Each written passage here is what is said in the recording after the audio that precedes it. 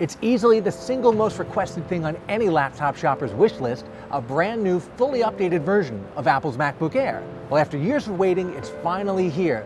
But I gotta tell you one thing, it's very different from the Air you know.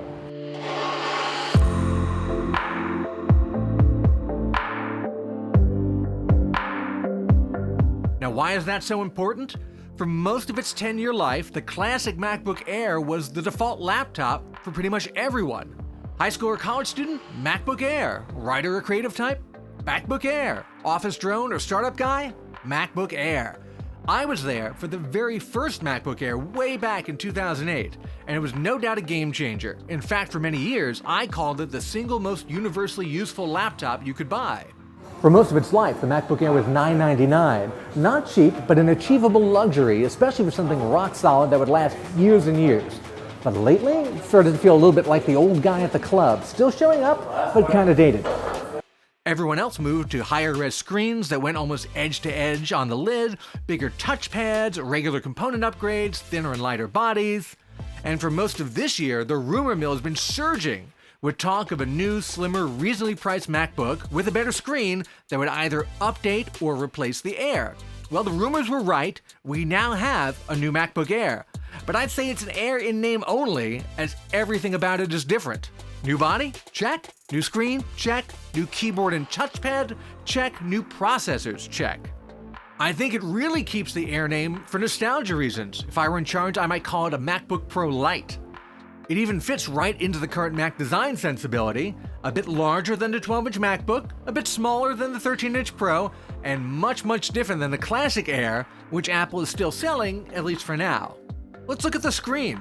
On the old low-res Air, that's the single biggest reason I stopped recommending it to people as my go-to default everyday laptop pick. The big silver border is gone, and now the 13-inch screen has the same slim-style black bezel under edge-to-edge glass as the MacBook and MacBook Pro. The resolution is also 4 times greater, and that makes a huge difference. What else did Apple fix about the MacBook Air? It's got new 8th gen Intel processors instead of 5th gen or older ones. You can get more RAM and more storage space. It's a bit thinner and lighter, although not quite in the top tier of lightweight laptops. It's even made from 100% recycled aluminum, if you care about that sort of thing. Which you should. There's a lot from the MacBook Pro line that's trickled down here, both good and bad. The Retina screen is a big plus, as is the larger, more modern touchpad. But with that touchpad comes the infamous butterfly keyboard. That's the super flat one where people's keys kept getting stuck. Apple says it's fixed the problem now, but it's still a shallower, less tactile keyboard than the old Air. I really don't think it's as hard to get used to as some people say, but chances are you're never going to love it. But that keyboard comes with the very best part of the MacBook Pro's touch bar, the fingerprint reader. I've used one in a MacBook Pro for a long time, and it's the best laptop fingerprint reader I've tried by far.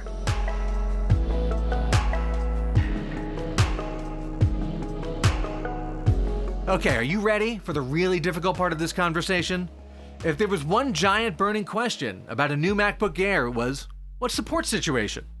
You might want to sit down for this. You already know without me even telling you, we're in modern MacBook territory here, so to paraphrase Henry Ford, you can have any port you want in a MacBook Air, so long as it's USB-C.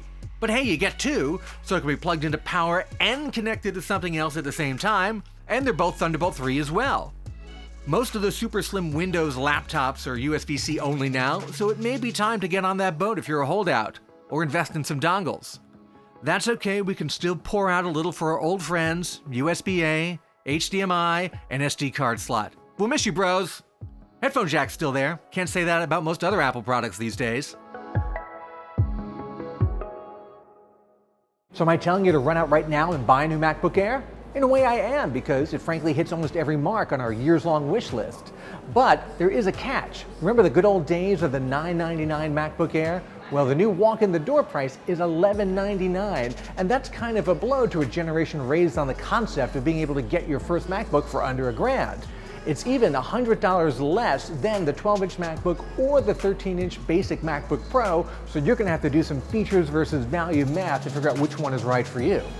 The higher price may drive the MacBook Air out of its impulse purchase territory, but at the same time, I can't think of much that I would do differently in a top-to-bottom reboot of the most popular laptop of all time.